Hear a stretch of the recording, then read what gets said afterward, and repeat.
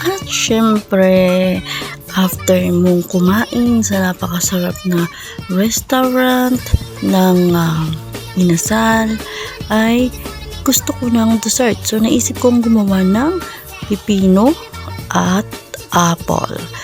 Yan. Gayatin natin yung pipino ng maliliit na hiwa. And then, pag nagayat na natin, syempre, balta natin ang apple.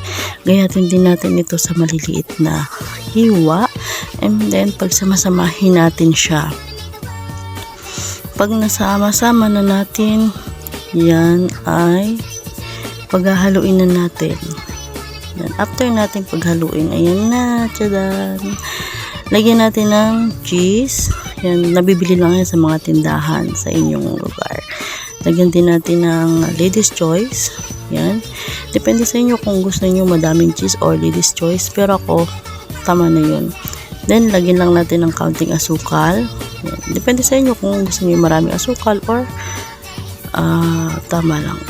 Yan. And then, pagkatapos yan, i-mix nyo lang siya. Haluin nyo lang ng haluin hanggang sa magkatas na siya. And then, hanggang sa mag-mix na lahat-lahat yung inihalo nyo. And then, ready to eat na.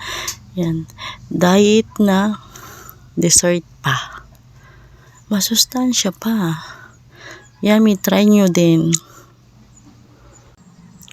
Thank you for watching. Eat muna ako.